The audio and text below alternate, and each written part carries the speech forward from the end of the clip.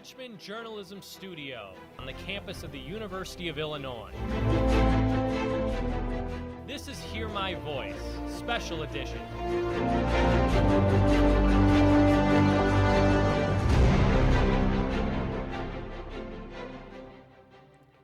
Good afternoon, ladies and gentlemen, and welcome to this special edition of Hear My Voice. I'm Jared Farmer, and to start us off with some international news, House Democrats unveiled 2 articles of impeachment against President Donald Trump, saying that he had abused the power of his office by asking Ukraine to dig up political dirt on his rival Joe Biden, and obstructed Congress in its investigation of him. We'll have more as this story continues.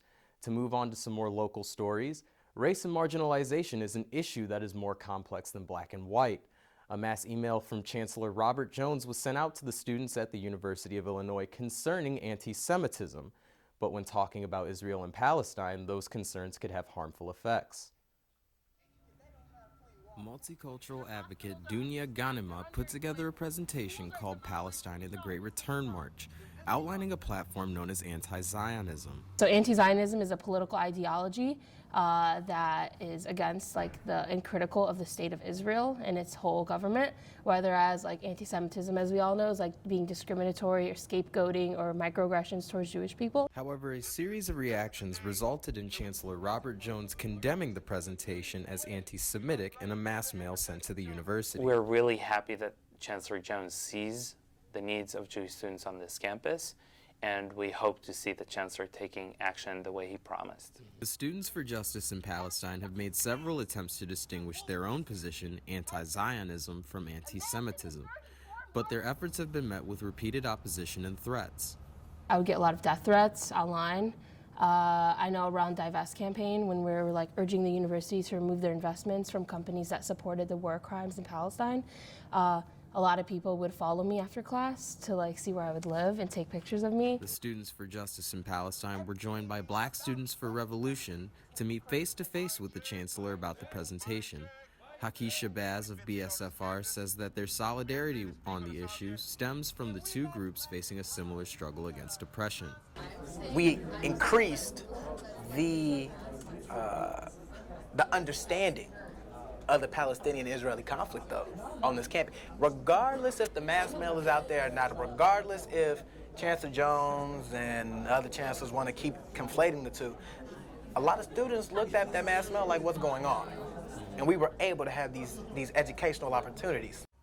The Chancellor doubled down on his position, asserting that his mass mail was protecting the Jewish community, but in doing so dismissed the issues that the SJP is trying to talk about, notably the severe conditions Palestinian refugees face in Gaza. Anytime an Israeli soldier can snipe me down and they won't be held accountable.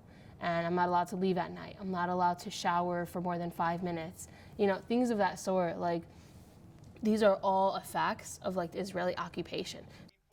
The Illinois student government held a referendum regarding the mass mail at the university's Activities and Recreation Center, where they were met with an opposition force of nearly 400 students before staging a walkout.